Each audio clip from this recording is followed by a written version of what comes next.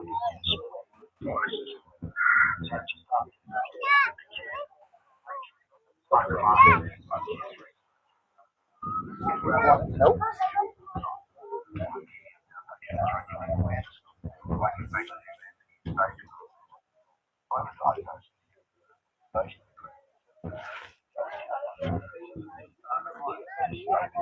Cancer doesn't discriminate, especially breast cancer. There's no pre-screening that you can do, so it's very important to listen to the diagnosis that you may be going through and get them investigated.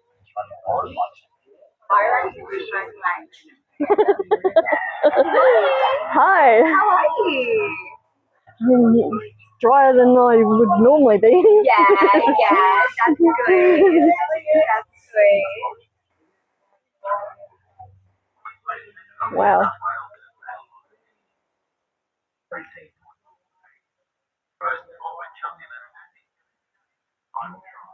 Sure. Thank you. Bye. Bye.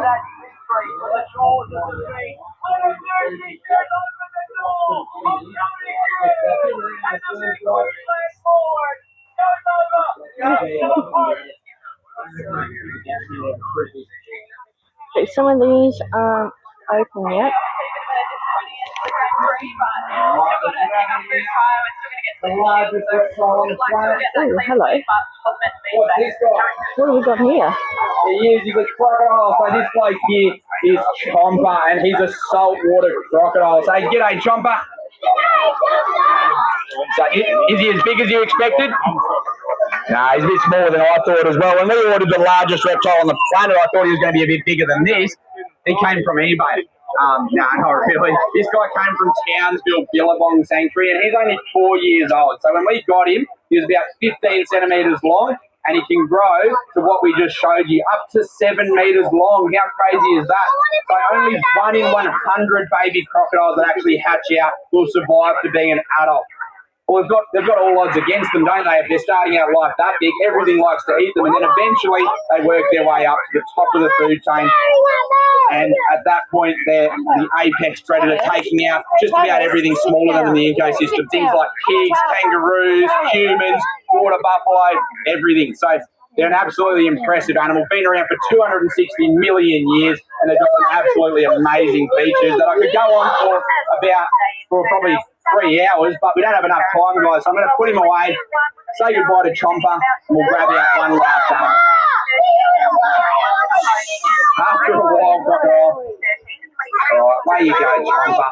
We've got one more guest for you guys to meet here today before you take off to your next activity. So bear with me 1 second, and we'll grab him out from back here for you. All right. This bloke's been dying to meet you guys. His name is Rambo. And if you came to the show last year, you wouldn't have met this guy because he wasn't here. All right, here he is. Who knows what this bloke is? Yep, what do you reckon? He's a bird. Well done. He is a bird. This one here's a red-tailed black cockatoo, and his name is Rambo. So this guy is a subspecies located down in the southwestern corner of WA, and unfortunately they're a critically endangered species now, so there's not enough of them left out in the wild. Who wants to guess why that is? Why do you reckon there's not enough of them left? Yep. Why do you reckon? Because they got killed? It's because their trees got cut down. We're not going to touch Rambo today, but have a look at his beautiful tail there.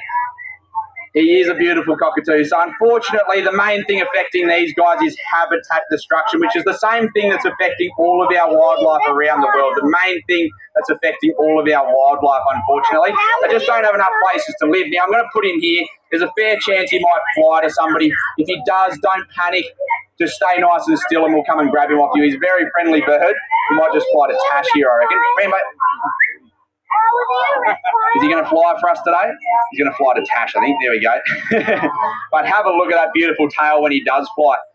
So what do you reckon the best thing is that we can do to help protect all of our wildlife? Is the main thing is that's affecting them is habitat loss. What do you reckon? We heard it over here. It's don't cut down the trees, absolutely. We need to protect their habitat and we need to do it fast because if we keep cutting down trees at the rate we're doing it, we are going to lose a lot more of our special wildlife. Like I said, this guy here is critically endangered, which means there's not many of them left. And if we don't do something about it, they suspect this species will be wiped off the planet by 2050. For like another 25 years, we won't have any of these guys left. And that's because they rely on those big old gum trees with the big hollows in them. And who wants to guess how long those gum trees take to get that big? That they can have a hollow in them. Yep. 65 years, good guess, but it's actually 100 to 200 years it takes them to form a hollow. So if we planted a gum tree the day you guys were born, it might just have a hollow in it by the time you're 100 years old. How crazy is that?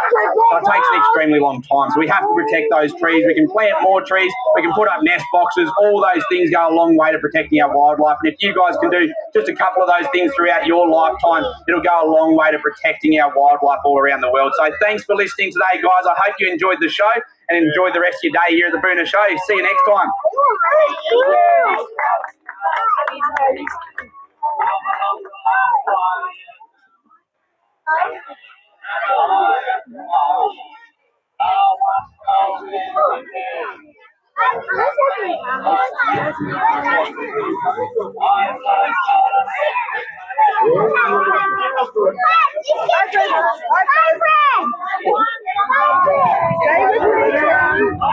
Hi.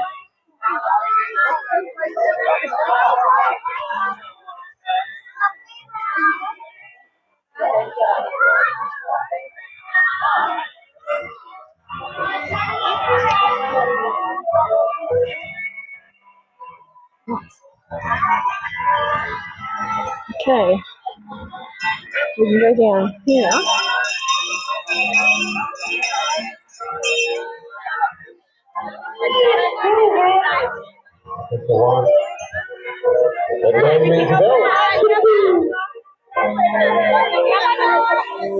Yeah, if you got a pack of toast coming up, you want to hang around? Otherwise, you better get ready. Let's see what's up here. As we wade through some muddy sections.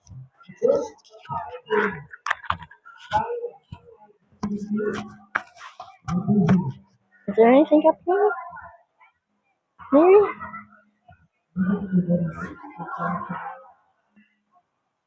No, there's nothing up here. Okay.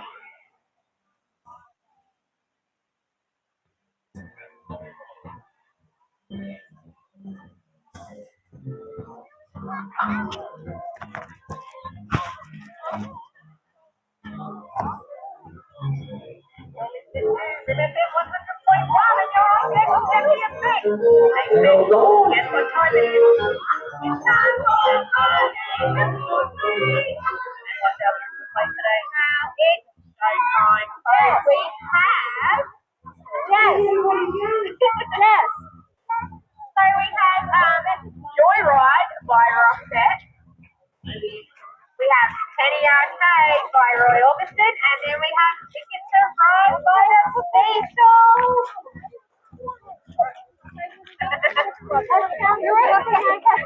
Hang on, our DJ for the day has lost our place. He's trying to find it. You got a joke back? Oh no, don't worry, you found it.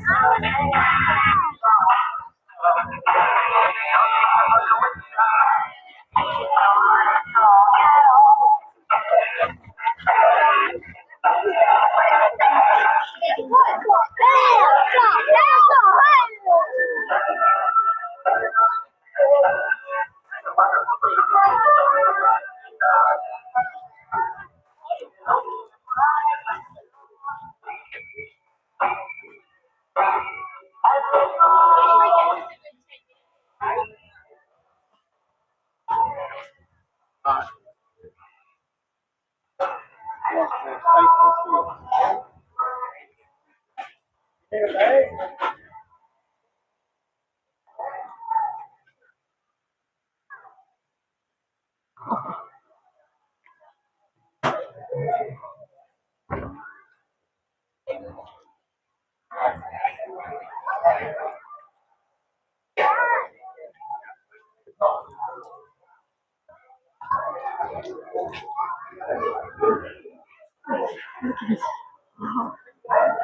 cool.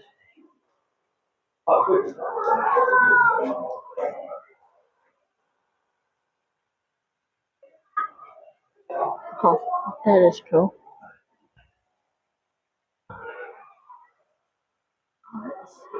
The turtle. Wow.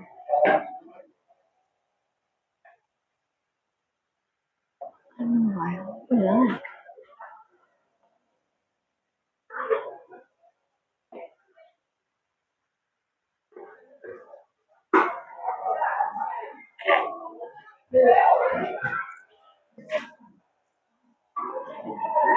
Wow.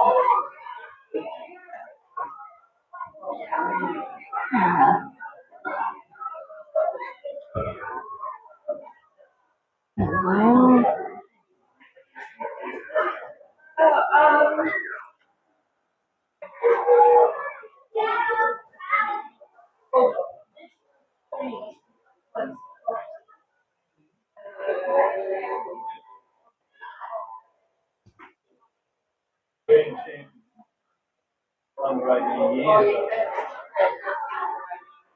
Wow.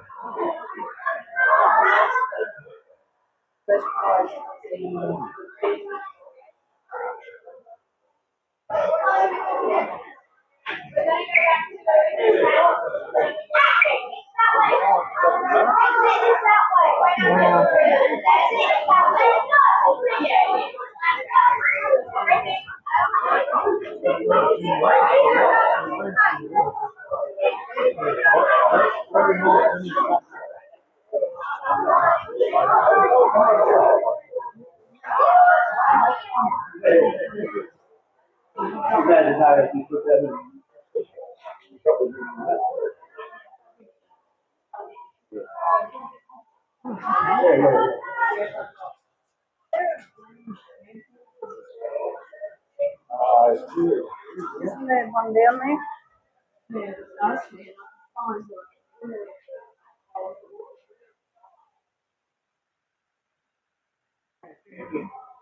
That's grand champion. It's here. Grand champion is starting to one. For everything. There's only one grand champion of everything. Yeah. Yeah.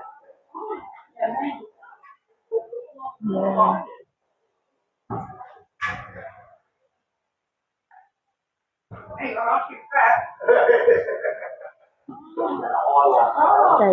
so cool. Look at that.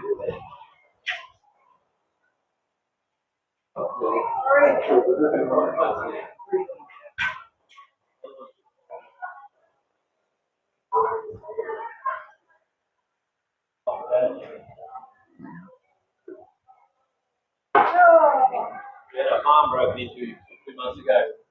We had our farm broken into 2 months ago. Oh. 100 grand worth of stuff. Three generations. They caught them. They caught them. They're probably not allowed to get anything back. We're 4 hours away. They were kicking on it. They were another 4 hours away. First time ever.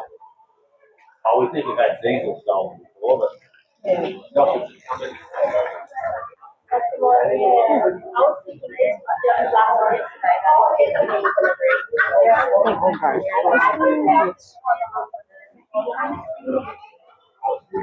Look at all these pumpkins. Wow.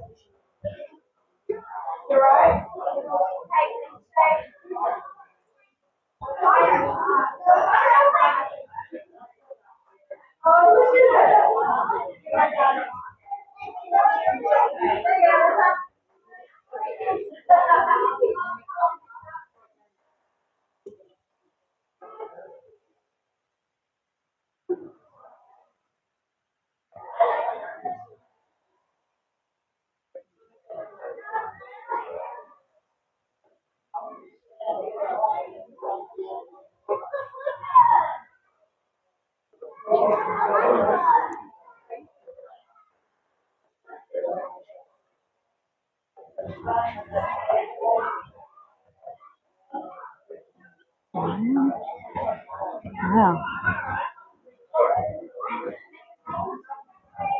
Huh. Wow.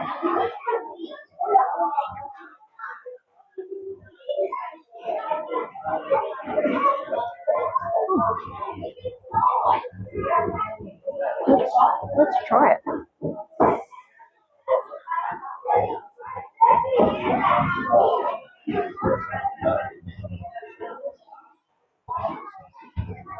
Wow.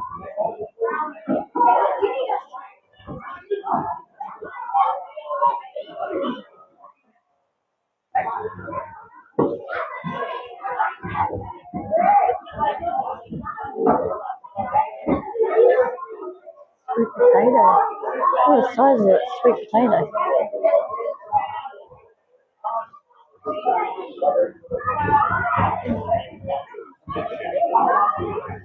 What the size of that? Wow.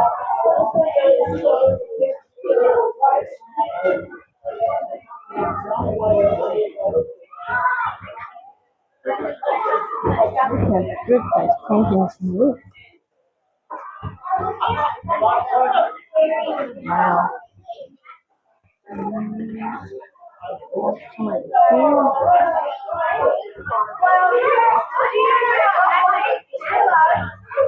Look at that onion. And the eggs. Wow.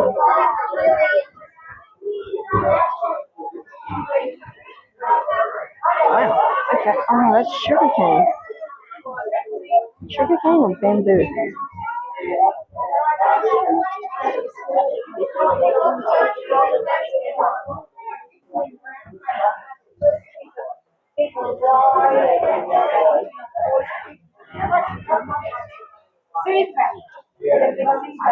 Wow.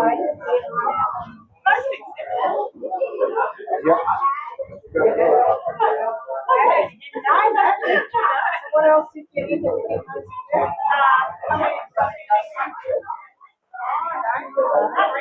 I'm so excited. I'll be back again. Well, they had the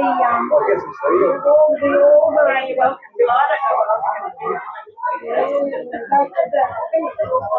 You got the hay as well. Look at all this hay.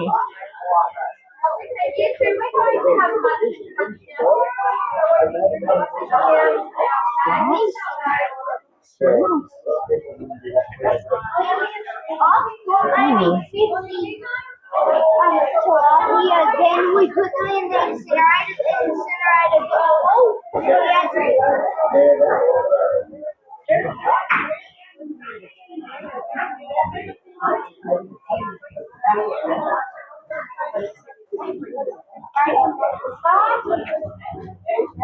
You just take the quiet one, see?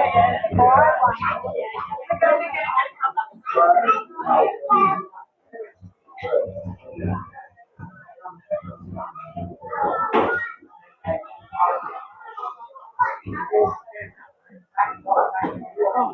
That's barley. Wheat.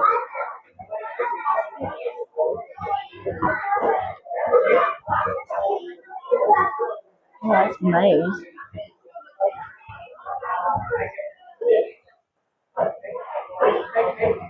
Golden something.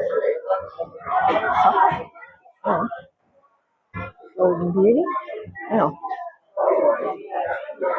And here is all the fruit and veg. All the fruit.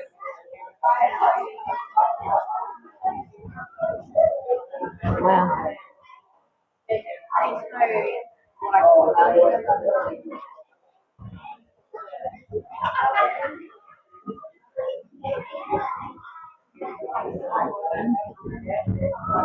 I had to start from here.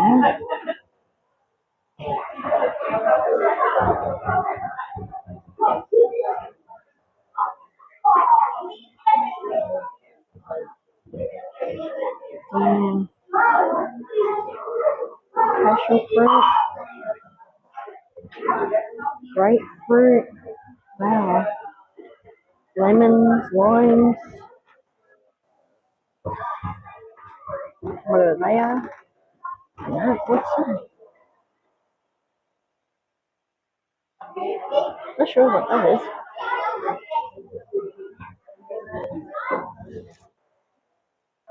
Got limes, custard apples over there, that one there.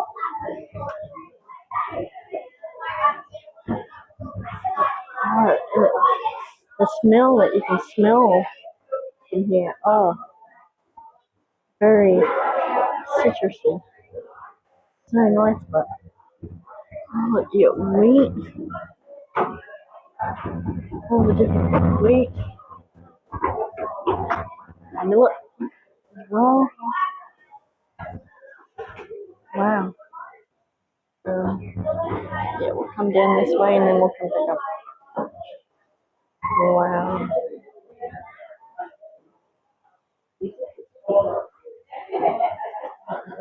Wow, look at the size of those cucumbers. Damn.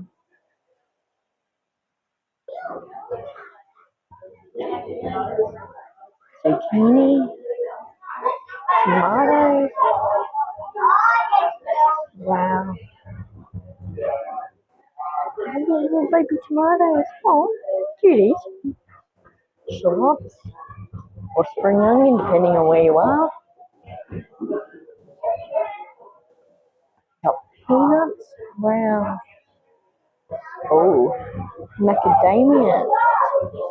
Damn.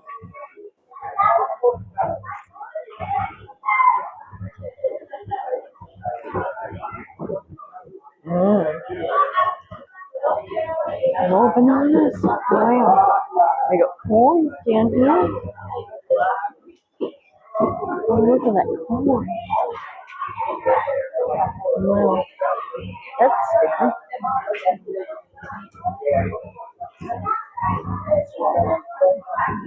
Bread.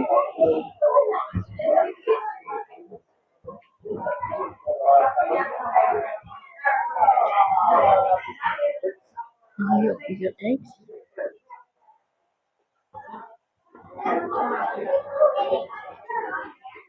Okay, you got different eggs. I think they're quail eggs there. Some green eggs. Chicken.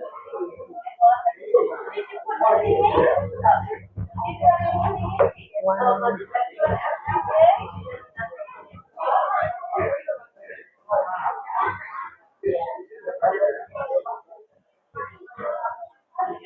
What is that?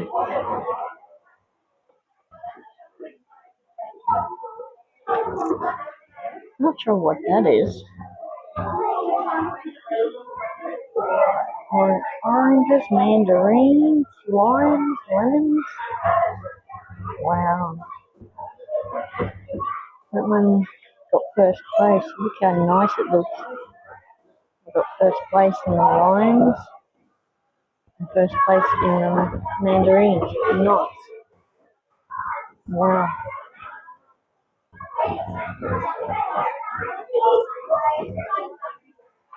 This is junior class. Wow.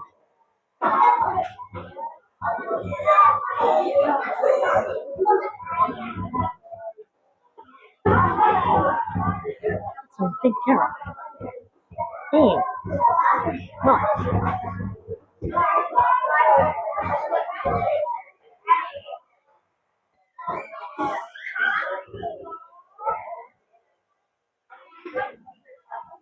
Some more shorts.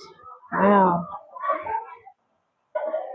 Looks like I'm going to have to change out my mic very, very soon, because it's starting to flash. So I'm going to have to swap mics over. Look at cabbage. Wow.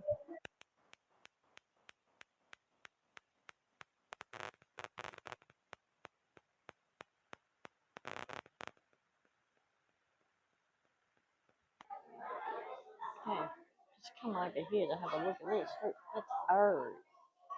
Yeah. Yeah, so the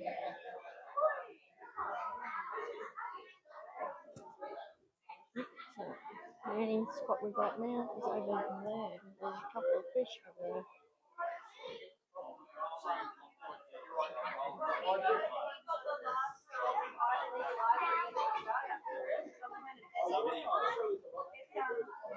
There he is. It's actually quite amazing.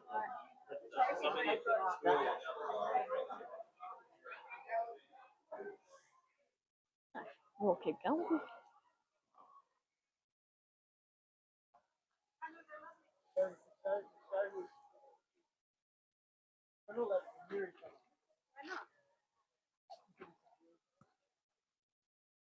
Let's see if anything's happening now.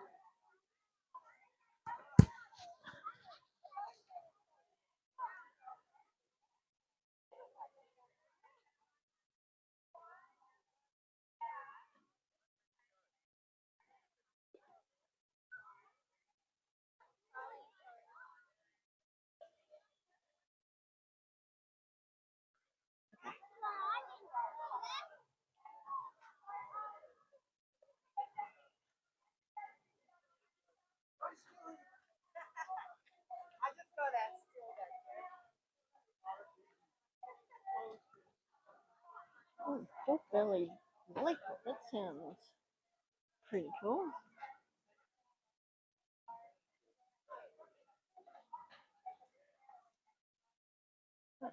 Some show bags are open there. Let's see the show bags.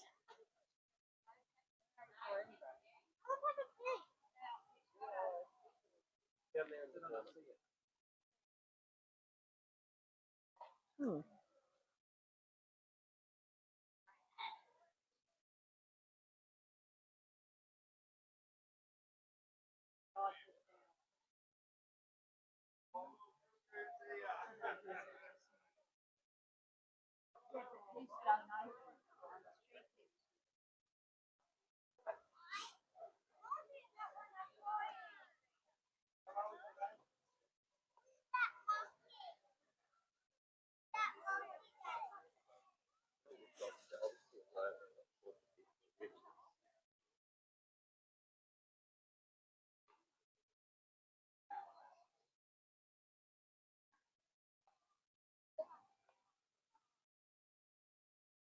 Hi.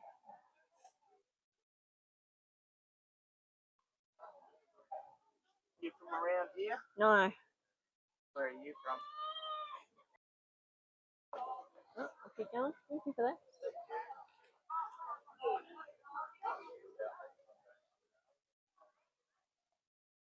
Oh, we got plants in this one.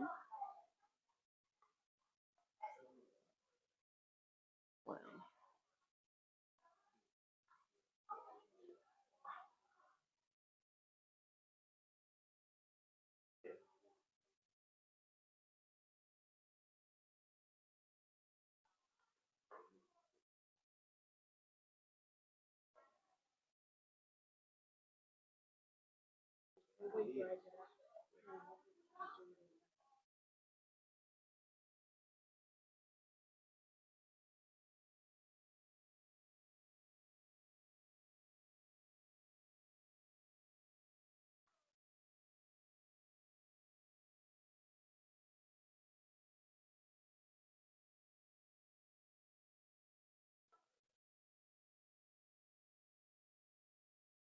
Oh, these are pretty cool.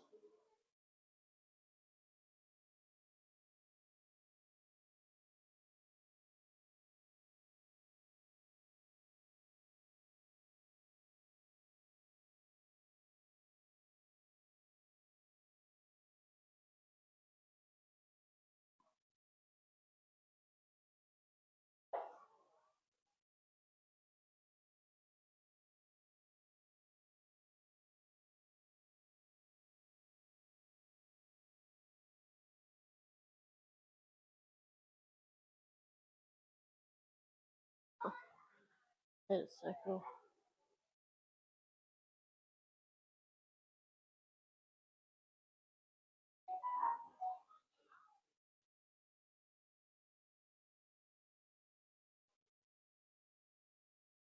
Wow. These roses are nice.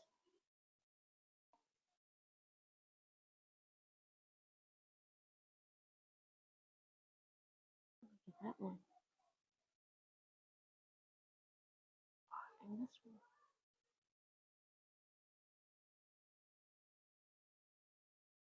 Wow.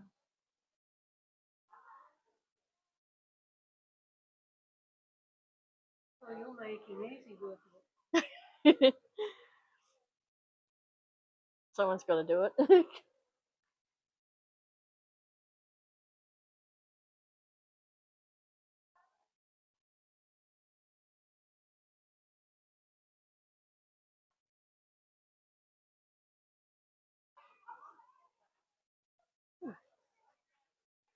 That's pretty cool. Moving on.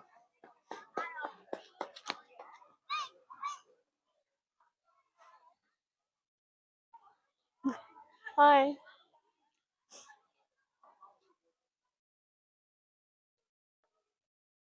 Like a bag with some goodies in it. Sure. What would you like? One of each.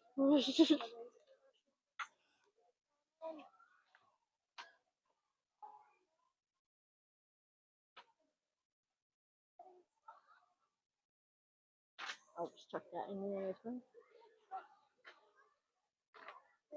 Thank you.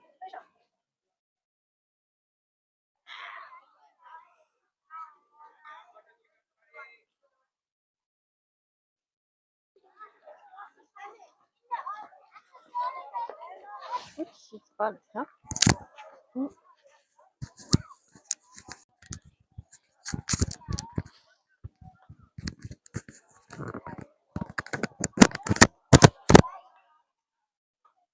That looks nice. $10. Wow.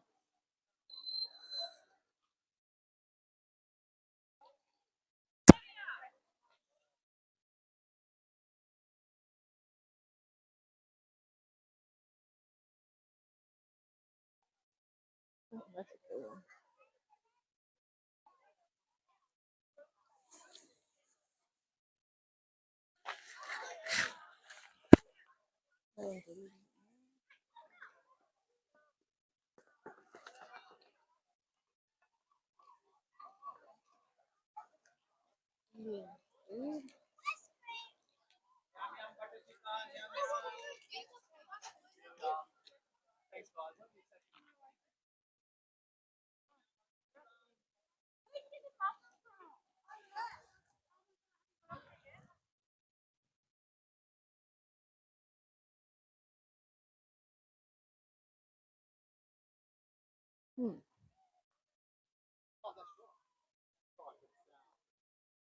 Let's begin. So, here's the rest of the birds down here.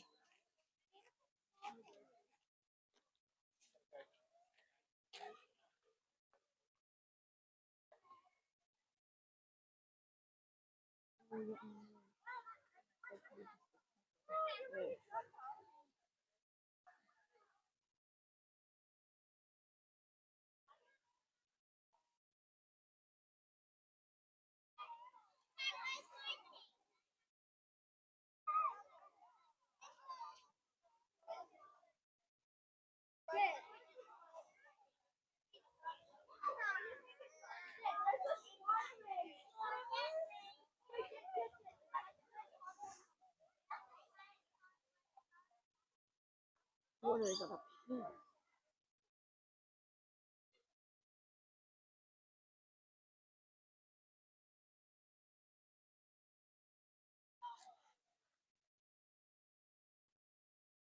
It's just a school.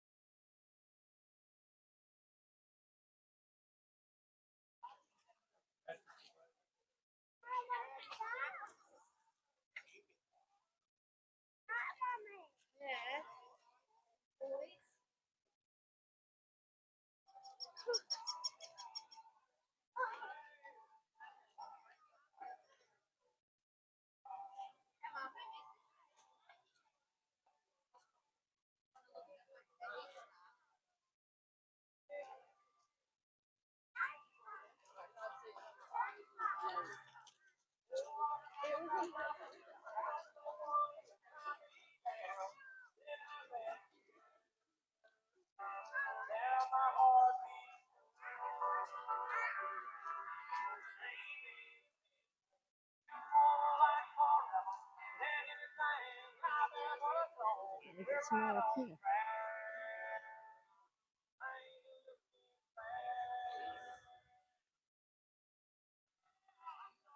That's Lego up there.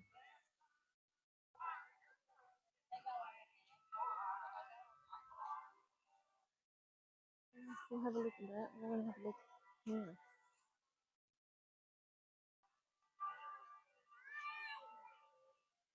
Let's have a look. Oh,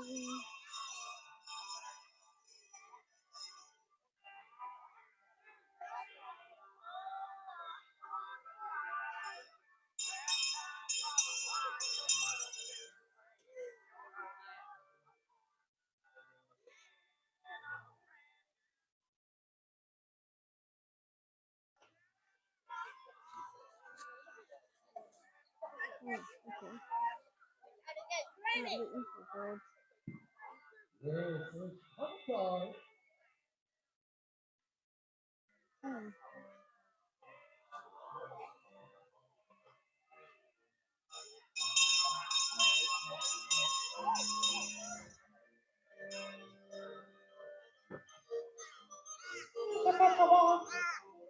That name rings a bell.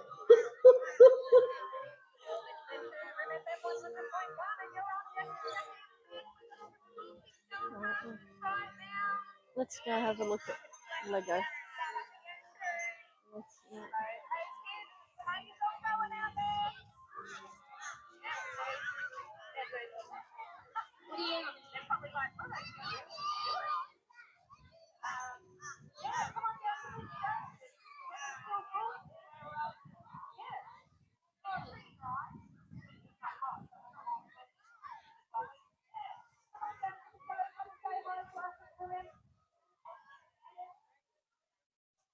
It doesn't look like you're getting.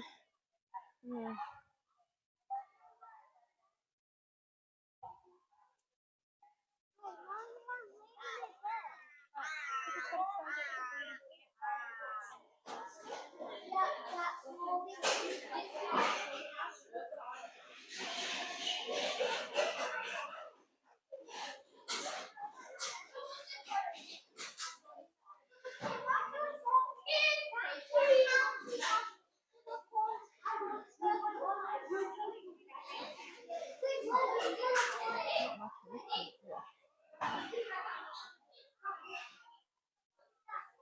Oh. It's. Oh.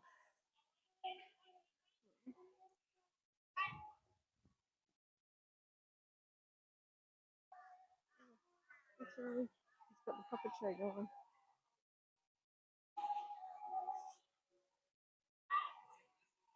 Yeah, you can put the puppetry going. We'll have a quick look at this.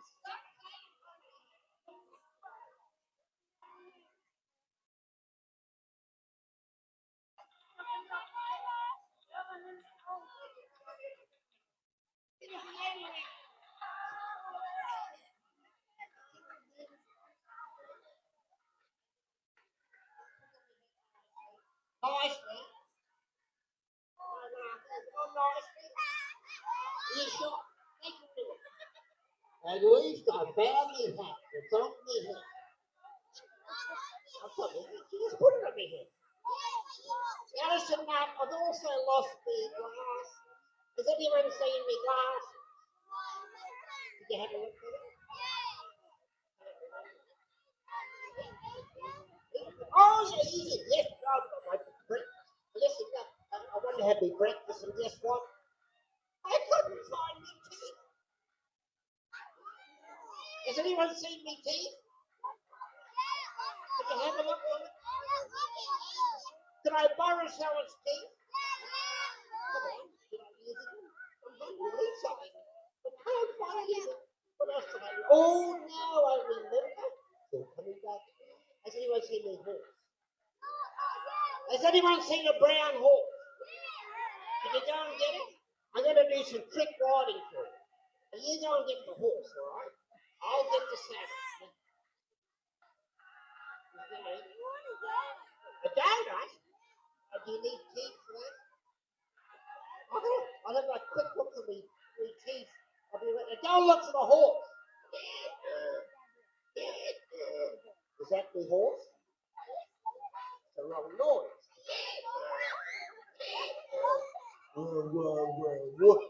What? Who's it on? What's going on out here?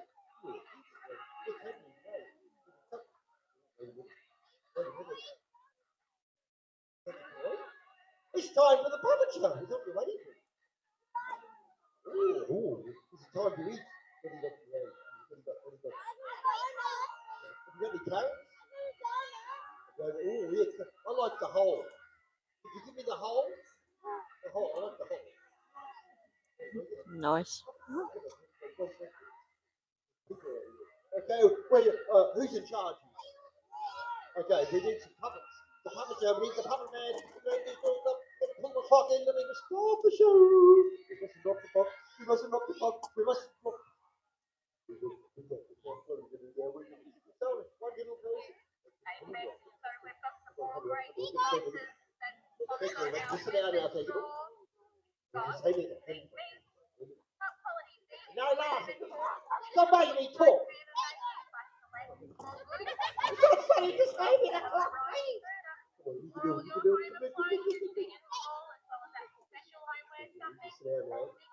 Hey, look at me, I'm talking. I can talk with the clock in my mouth. I can talk with the clock in my mouth. Come on, hit me the feet.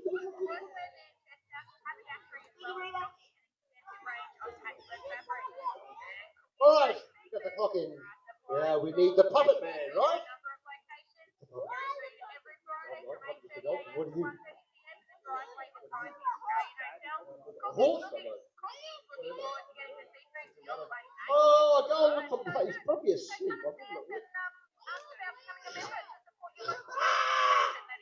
There's people out here. They come listen for puppet show. What? Get out of here, crazy donkey. They come hundreds of miles.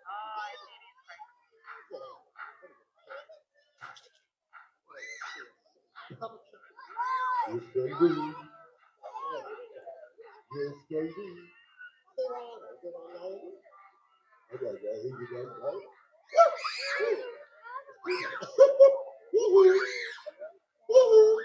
You can't see me. I can see you. Yoo-hoo. All right, you can see me. How do I look? How do I look? Pretty He looks cool. creepy. Well, I'm cool with you. Yeah. You know how cool I am? You know how I'm so cool. I'm so cool, I'm hot. I'm so hot. My pants catch on fire. It's the water. My pants are on fire. Figure out. All right, who's the biggest liar here? Oh, I thought it was me. What do I have? One? What do I have? 2 hands? I don't know. I never thought about that. How many hands? I've got 2 hands. What's the other one? What's in the other hand? It doesn't matter. Give me a hand. Alright, so what's happening out here? Is there something on it? What are you waiting for? I was waiting for you. What does it matter? I'm me. Do I know you? No, wait, how do I know it's really you? You could be someone else. You know me? Well, I'm really me. I hope you're really you. It's lovely to be here. Where are we? I hope we're going to the Gold Coast. What? Where are we? Boonah. Boonah Sand. What's it like at Boonah? Pretty good. So you want to see a puppet show? All right. Who likes puppets anyway? Who doesn't like puppets? Who's not sure? Ooh, I don't like them. I'm glad I'm not a puppet. No, I'm not. No, I'm not. No, I'm not. I'm a dummy, all right? So who's the biggest dummy here? Woo! Woo! I'm not alone. All right, so you want to see a silly old puppet show? Don't play. All right, pretty loud. All right, coming up right here, right now, just for you, we have a sheep, a dancing sheep called Lambo. Lambo. I'm not making this up. A dancing sheep called Lambo. He's coming out in half an hour. I know if you go after this, we've got the picture. First of all, let's have a look at Lambo. No counting, please.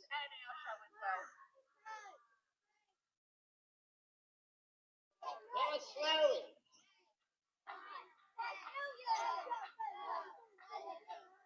Alright. In half a minute yet? Keep counting.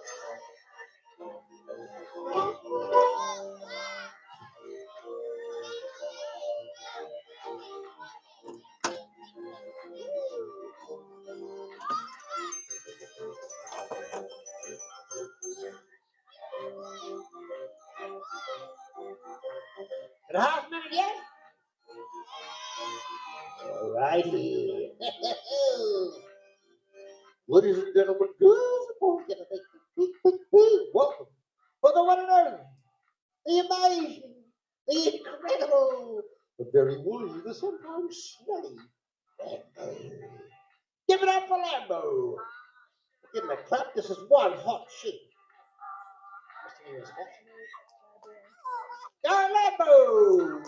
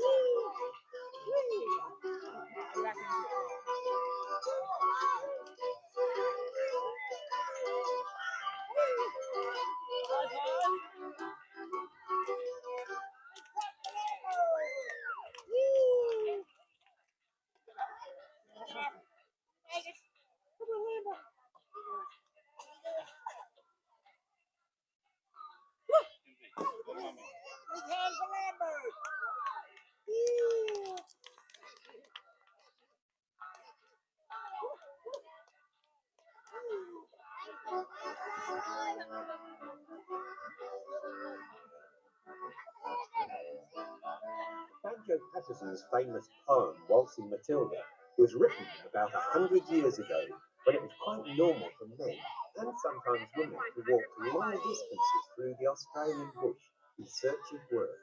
They carried with them a bedroll or swag, a tin cook pot or billy, and food which they kept in their tucker bags.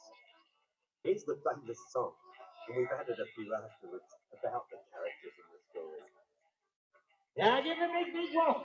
He's come all the way from the Billabong. Give a big welcome to Major. And look out for that ghost.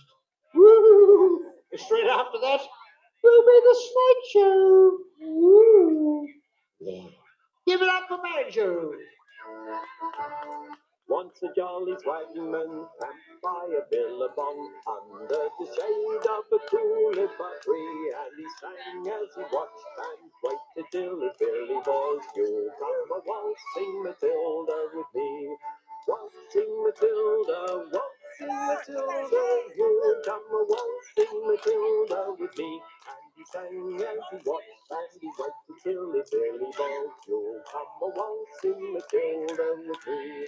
Down came the jump at the tree at the billabong. Up jumped the swagman and grabbed him with glee, and he sang as he stuck that jumbuck in his tucker bag.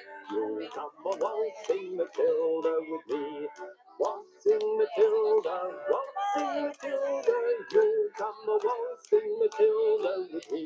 And he sang as he stuck that jumbuck in his tucker bag. "You'll come a waltzing Matilda with me." Down came the squatter, mounted on his thoroughbred. Down came the troopers, 1, 2, 3.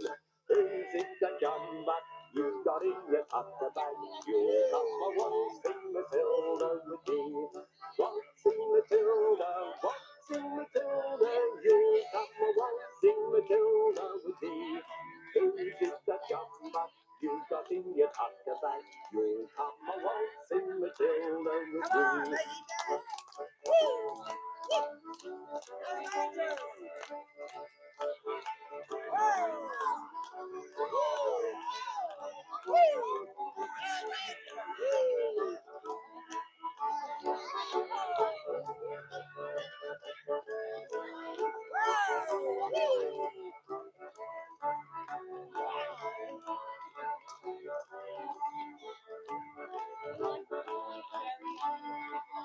Just the swagman that's dragging through the billabong. "You'll never catch me alive," said he. And his ghost may be heard as you pass by that billabong. "You'll come a waltzing Matilda with me, waltzing Matilda, waltzing Matilda, you'll come a waltzing Matilda with me." And his ghost may be heard as you pass by that billabong. "You'll come a waltzing Matilda with me."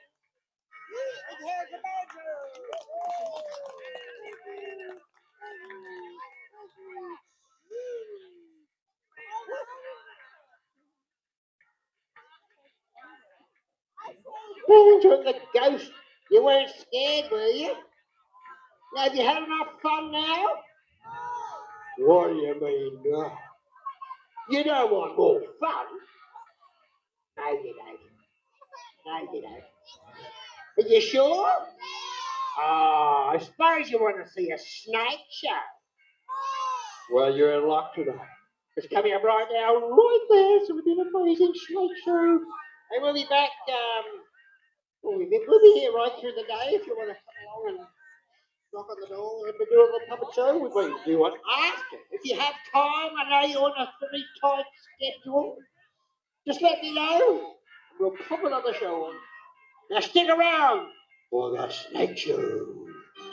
Yeah. It's not just about entertainment, it's about conservation through education. So we're here to teach you guys about our beautiful wildlife, so that hopefully one day when you guys grow up, you can help protect our beautiful wildlife as well. Do you guys love animals? Yeah, do you want them to be around forever? Yeah, of course we do. So that's what it's all about. So today we've got some pretty amazing reptiles for you guys to meet. We've also got a couple of feathered friends that you guys might get to meet at the end. But for this first animal, is anybody feeling brave enough to come up into the pit here and help me with the first animal? I'll get 3 volunteers, all right? So remember, they have to be brave. So only have your hand up if you're brave, all right? All right, do you want to come up, buddy? Get you up. And we'll get you up. Do you want to come up? Are you brave? Or are you back down? Do you want to come up?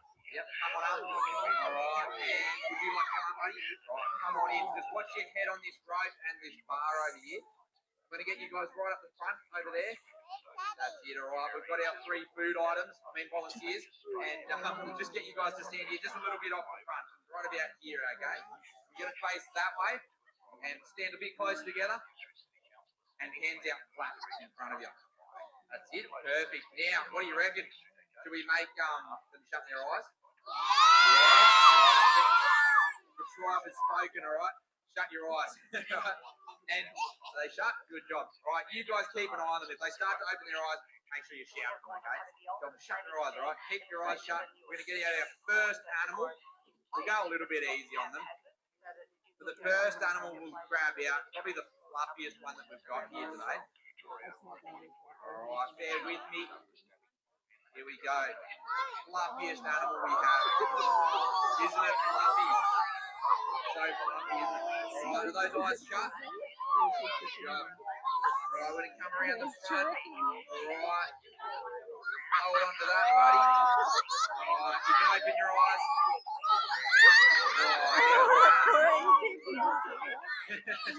Got you. That's where he's starting. You're the first food item. All right. Now, who knows what this snake is? Yep. Python, you reckon? You'd hope it's a python, wouldn't you? But this one here is actually an albino eastern brown snake, the second most venomous snake in the world. You might, but that's why I got you guys to hold it, all right? Because it's a bit too dangerous for me. You guys all good with it? Yeah? No, I'm joking. It's not a venomous snake. It's a python. So, just like you said, buddy, this one's an albino Darwin carpet python. So this is a type of carpet python found up around Darwin in the Northern Territory. There's lots of different kinds of carpet python around Australia. But obviously, this one's a yellow one, which is why it's called an albino. So albinism, or being an albino, can happen in any species on the planet, including humans or gorillas. And it's basically just a genetic trait that means they don't have any melanin in their skins. They've got no pigmentation in their skin, which is why they're that beautiful, bright yellow colour. All right, give them a round of applause, guys. Aren't they brave? All right, come on out, guys. Just watch your head on this bar again as you go out. Good job. Now, while this is an absolutely beautiful snake, unfortunately, not so many of this coloration actually survive out in the wild. So not only is it rare to see a snake this colour, rare for it to happen, but it's also rare for them to actually be able to survive being this colour, which is why we don't see them around. Because if you were a little baby snake that's hatched out of an egg this big and you're this colour, what do you think is going to happen? Yeah, you're going to get eaten by something, aren't you? Yeah, so if you're bright yellow and you're out in the bush where you're meant to blend in, that's why our snakes mostly are a sort of browny colour. They've got all these patterns on them to blend in with the leaves. They're trying to blend in so they can hide from all the predators out there. If they stand out like this, they're going to get eaten. So it's not very easy. It's not a very easy life for an albino snake, but in captivity they are very common. People love seeing this coloured snake, so lots of people have this colour as a pet. But a very beautiful snake. Now this one here, the albino or the Darwin carpet python, can get about another metre longer than this, so it can still grow a fair bit longer, up to about 2.5 metres. But our coastal carpet pythons around here, you get to about 3.5 metres. So they get a bit bigger around here. And they got that name carpet, obviously, because they've got that beautiful pattern down their back. Sort of looks like a pretty crazy carpet. And they absolutely love eating all kinds of things, including chickens, possums. They'll eat eggs. They'll eat lizards. They'll eat all kinds of different things. Birds, they're really good climbers. They climb right up into trees. And they spend a lot of time, like in the days, they'll just be hiding out in places like the hollow trees or underneath a rocky crevice or something like that. All right, this one's named Sunny. Say goodbye to Sunny. We'll put him away. All right, we'll grab out another critter that we've got here today. Now, I won't grab a volunteer up for this one. All those hands shooting up. All right, we're going to jump on over to the next box. Once Sunny lets me go, wrap me up. All right, there we go. We'll jump over here and we'll see if anybody knows what this one is. This one's a very unique Australian lizard. Who can tell me what this one is? What is it? Yep. Blue tongue lizard. You see it's blue tongue? No? Oh, it's not its head. Oh, it's its bum. Oh, easy mistake. Who knows what this one is? You are on the right track. It's part of the blue tongue lizard family. If he pokes his tongue out, you will see a really dark blue tongue. But he's got a different name. Any guesses? So, Bob, this one's name is Bob. His name's Bob, and he's a bobtail lizard. Who's heard of them before? Or a shingleback lizard, that's their most common name. Two-headed lizard, pine cone lizard, sleepy lizard. They've got lots of funny names, these lizards. And they're part of the blue tongue lizard family. But you can see how they get all those names. It's very fitting. They do look like a pine cone. They do look like they've got two heads. Why would they have a tail that looks like their head? Yep.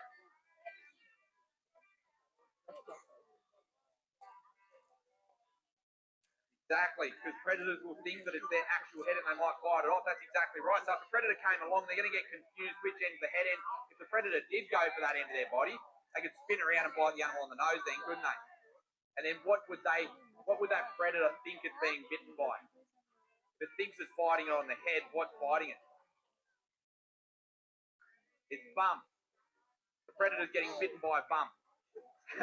How scary would that be? So it all gets very confusing from that point. But that's why they got a tail that looks like their head, so they can actually spin around and scare off any predators. So really good, what we call a defense mechanism. Now they've got that blue tongue for that same reason, don't they? What does the blue tongue mean? You might poke it out for you.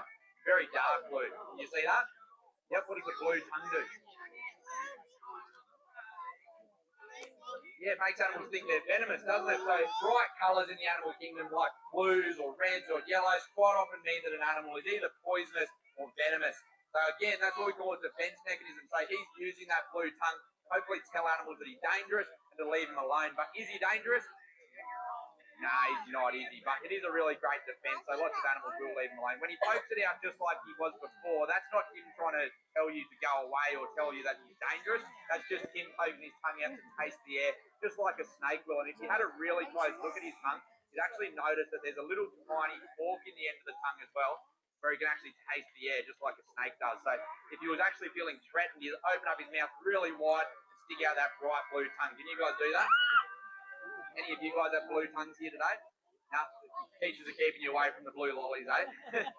Get into that when you're back here with your parents tomorrow. All right, we'll put away little Bob. Say goodbye to Bob. Yeah, one very interesting thing about the shingleback lizard is they actually give birth to live babies, and not just any live babies, but absolutely massive live babies. They actually come out being about 30% of the mum's body size, which is a big number, but basically means that they come out the equivalent to a human giving birth to an 8-year-old child. Who's 8 years old here today? Yeah, you guys are pretty big babies, aren't you? Yeah, imagine that. So imagine if a human gave birth to an 8-year-old child. It'd be absolutely massive. And the reason for that is the bigger the baby, the better chance of survival. We could probably put you guys out in the bush now and you'd survive like Bear Grylls, wouldn't you? Yeah. Or you'd have a better chance than a little baby, wouldn't you? So that's why they do it. They give birth to really big babies. So hopefully more of them survive. They only give birth to 1 or 2 babies. Who's seen a blue tongue lizard around here before? So the ones we get around here, they give birth to 10 or 20 babies, and they're only about that big. They're absolutely tiny, and maybe only 1 or 2 of those 10 or 20 babies are going to survive. They've got 2 different tactics. Some give birth to big babies, some give birth to lots of babies. All right, now we're going to jump on over to another animal that's in this box right here. This one got locks on it. This one is a little bit more dangerous. Who wants to volunteer for this one? No, I won't get a volunteering for this one. Come on, teachers, what have you been teaching this? Stick your hand up to volunteer at the reptile show when he says it's dangerous. All right, we're going to grab out this snake. We'll see if anybody knows what this one is. This one has a notorious name. Everybody loves talking about these ones. Have we secured yet? My dodgy pit. Yeah, we'll blame the ground. There we go. We're secured. Locked in. No turning back now. Let's see what we've got in this box here. Who can tell me what this one is? What's this one? What is it? Not a rattlesnake. Good guess, though. They do look a little bit like a rattlesnake, don't they? Not an eastern brown. Yep. What do you reckon? Not a king cobra. What do you reckon? Not an eastern brown. This one here is actually the death adder. You heard of them before? Yeah. So they're a snake that's heard about a lot. Not too many people see them though, because they're an extremely camouflaged snake, aren't they? If there was leaf litter on the ground here, we put him in amongst the leaf litter, you'd have a very hard time spotting him, wouldn't you? So they blend in extremely well, and that's exactly what they want to do. They don't want to be seen by anything. They want to be seen by predators, and they don't want to be seen by their favourite food, which is just about any little critter that comes along within strike range. This snake here is actually the fastest striking snake on the planet. It's an extremely quick strike, and what they do is they'll actually curl up in the bit of a U-shaped position, which is what he's trying to do now, and he'll bring his tail around to right in front of his face. So if you can see his tail, see how skinny it is up the tip there? What he actually does with that, he's actually missing a little tip to his tail as well. I don't know what happened to that, but we got given this snake already at this size. They've got this little tip to their tail that they wriggle around right in front of their face, and they make it look like a worm, and that's what we call a caudal lure. So they'll actually use that to lure prey in. They'll wriggle it around. A lizard or a little mouse might come along, or even a bird could come flying down to try and grab that little worm. And then what do you reckon he does? He strikes out lightning fast. When I feed this guy, we put a mouse in front of him, and you blink and you miss it. Or if you're not paying attention, you just don't see it happen. It happens that quickly. So it's an extremely fast strike. And unfortunately, because these guys do blend in so well, they're kind of a little bit of a contradiction to what we often tell people about snakes. You know, we always say snakes are very quick to get out of your way, don't we?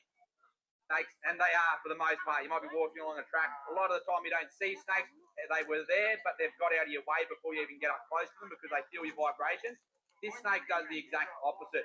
If they feel somebody coming along, they stay right where they are. They don't move a muscle, and they stay dead still, hiding in amongst the leaf litter. And that's how people accidentally get bitten by these snakes. They don't see them. They'll be walking along barefoot or in thongs, and then they stand on the snake and they get bitten by it. Obviously, if you're standing on him, he's got no choice but to bite, does he?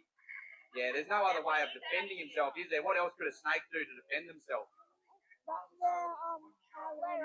Wrap around them?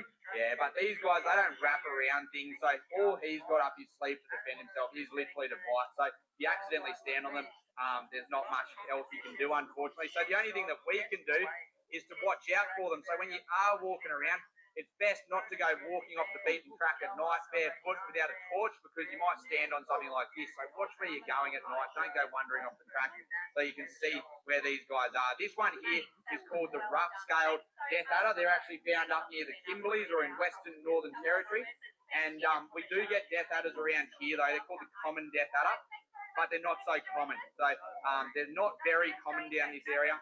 But if you do see one, you are pretty lucky. But absolutely amazing snakes. Now, obviously, we spoke about snakes getting out of your way, and for the most part, if you're walking along, they're going to get out of your way. But we also don't know if snakes are asleep or awake, do we? Do snakes have eyelids?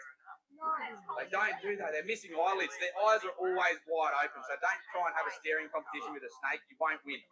They've got a scale that actually goes over their eyes. They can't shut their eyes. When they shed their skin, that scale comes off. But if you see such big death adders, they're quite commonly very small snakes.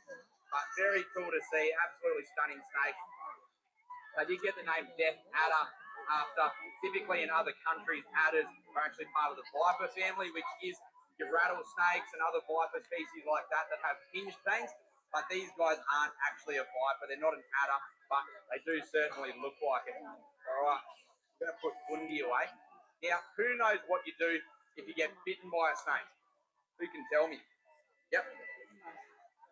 Go to the hospital. Yeah, you want to get to the hospital, don't you? But there's 3 steps you got to remember that are going to get you there nice and safely. Yep. What do you reckon step number 1 is if you get bitten by a snake? Stay still. That's exactly right. We want to stay still and calm, don't we? If you're running around panicking with your arms in the air, what's it going to do? Spread the venom around your body. Exactly right. So stay still and calm. That's point number 1. Number 2, what do you reckon we should do? Yep. Call for help. Exactly right. We need help on its way, don't we? So kids, do you have a mobile phone on you? You do? What are you doing with a mobile phone? Putting up Facebook statuses.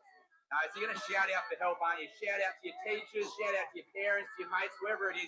Call them over and they can go and get help for you. So that's so that you can stay still and calm. And number 3 is, obviously, if you're an adult, you're going to be putting on, you're going to be calling the ambulance, sorry. So that's calling for help, is jumping on the phone to call an ambulance. In the meantime, you're putting on pressure. So if you don't have a pressure bandage, you're using clothes, you're using your pants, your socks, your t-shirt, whatever it might be. If you've got one of these, which hopefully somebody nearby does, they can put one of these on. So this is a snake bite compression bandage. See how it's got rectangles on it? This is how all snake bite bandages are these days. They've got these rectangles on them. When you stretch it to the right tension, it makes a square. Can you see that? So that's how you know you're putting the exact right amount of pressure on the bite. So it takes out all the guesswork. People in the past have put them on too tight, and then you feel like you have to take them off, and then it surges the venom around your body. Don't go tight enough, and it's not doing anything at all. Does somebody want to come in here and help me demonstrate this quickly? Would you like to come in, buddy? All right, come on in. Just watch your head on that. Yep. All right, come and stand over here for me. You're going to stick your arm out towards me, mate. All right, where'd you get bitten? Right there, what were you doing? Trying to catch it? Yeah? All right, we're going to go straight around the bite. So we've been bitten here. So you want to wrap around the bite 2 to 3 times. That's to hold the bandage in place and that nice bit of pressure right on the bite site straight away. And then you're going to go all the way down the limb. So see how I'm stretching those rectangles to make squares? How does that feel, buddy? Is it too tight? No, it feels good, doesn't it? It's not too tight at all. So we're going to go all the way down around the thumb. We'll tuck your thumb in so you can't text everybody. And then you can leave the tips of the fingers exposed like that so you can actually see that there's still a bit of blood flow in the arm. Our snake venom here in Australia is actually designed to go into the lymphatic system, which is why we use this snake bite compression bandage technique. It slows down the spread of that lymphatic system. So all the way up to the top of the limb just like that. And then what do you reckon we do with the excess bandage?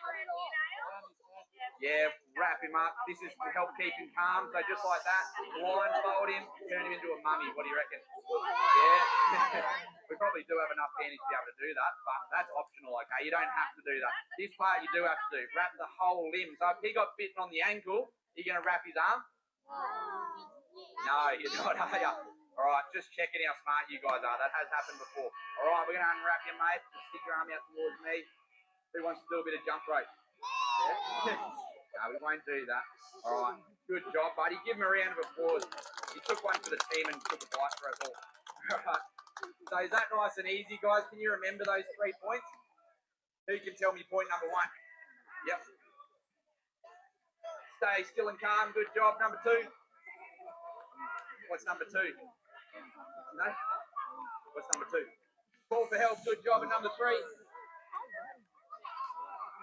Put the snake bite pressure bandage on. So if you guys can remember those 3 points, it's going to help you out a lot. If anybody around you ever had a run into the snake, if you guys ever got into a snake, very important stuff. It's starting to rain, so I'm moving out. There's no cover here. So we're going to have a look up here at the food. And I think then we'll be done. There should be food up in here.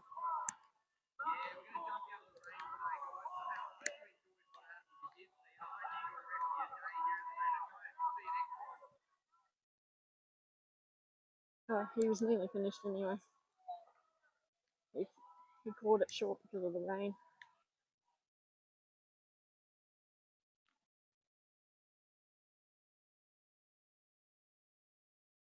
This is it. Yes. You too.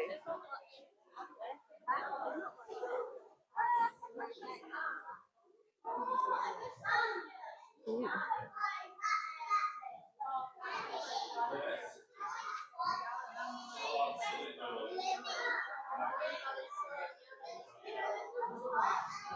And got biscuits, scones, fruit cake.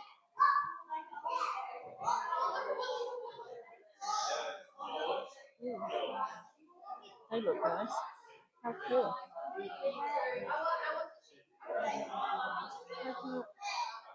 Coconut slice, caramel slice, pumpkin scones,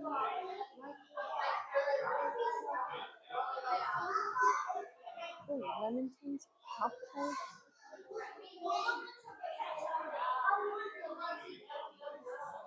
There's some dark fruit over there.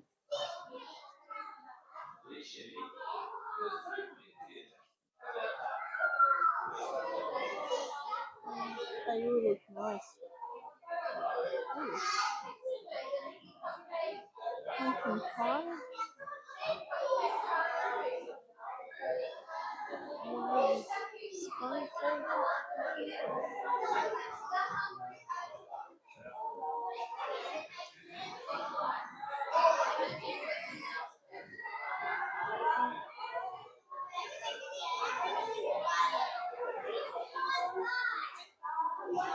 And we got the fruit toast here.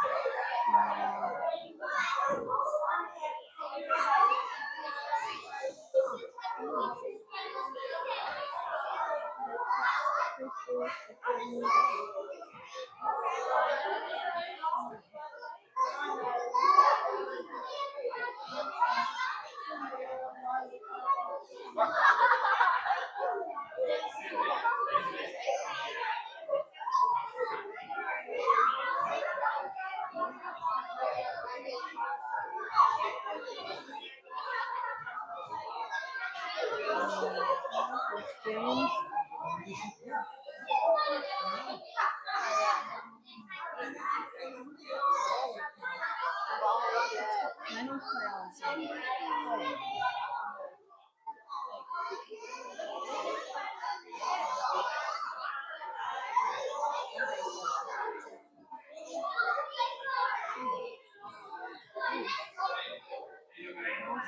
More cupcakes.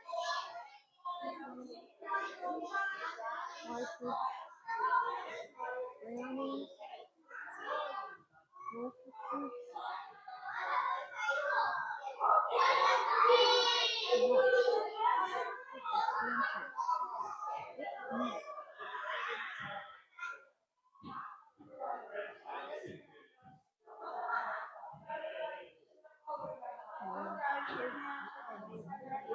I didn't put any in this one.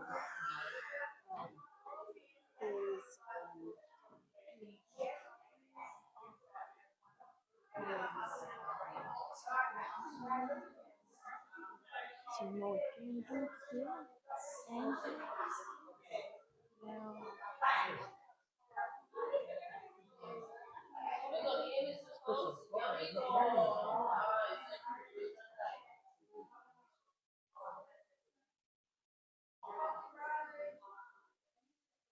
And now much.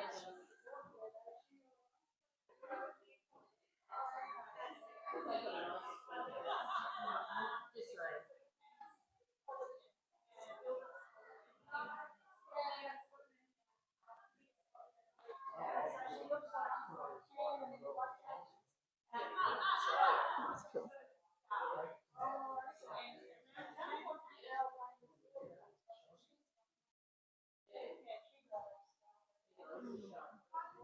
Back over here. All the pickles, all the jams, all the relishes, all the lemon butters, passion fruit butter.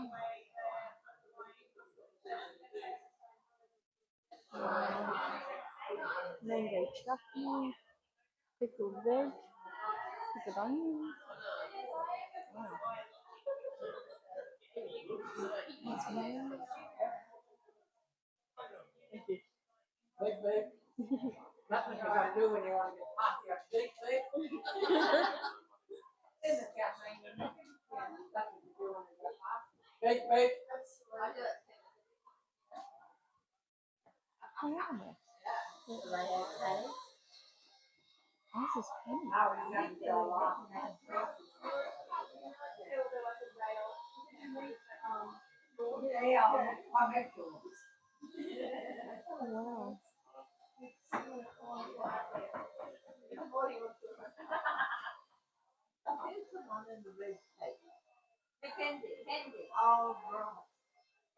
Wow.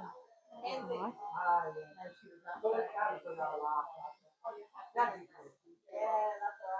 Sorry, did you meet Joe as well?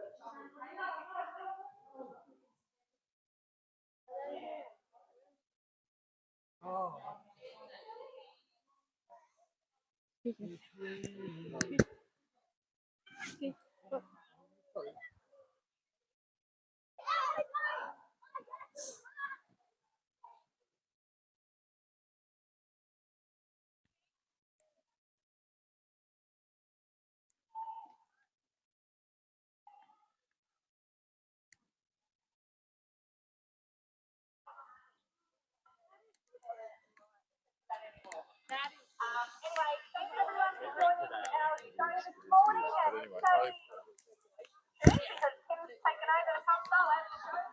So it's a goodbye from Jackie and a goodbye from Beth. And if you happen to be coming down this afternoon, we'll be moving to go to Oliver Street at 2 o'clock.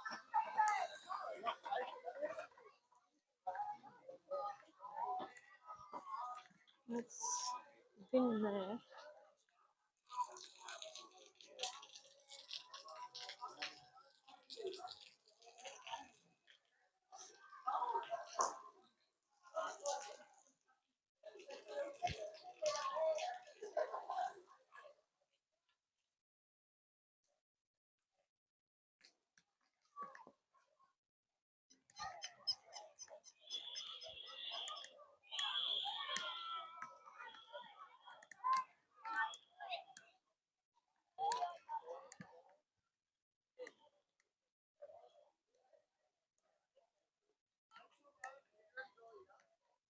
I've been in there.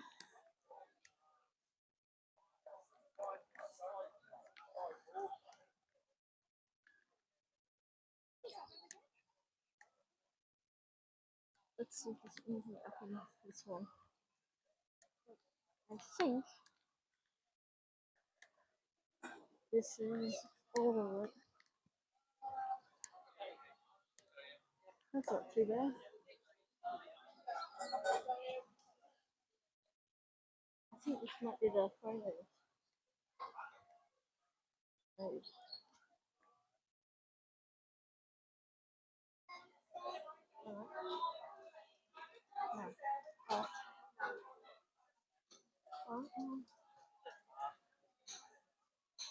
This has been a show 2025. I hope you enjoyed the videos. Please watch all the videos done on here. And until next time, fellow travelers, have a good one. Stay dry and stay safe. So you never know where I might end up next. Thank you.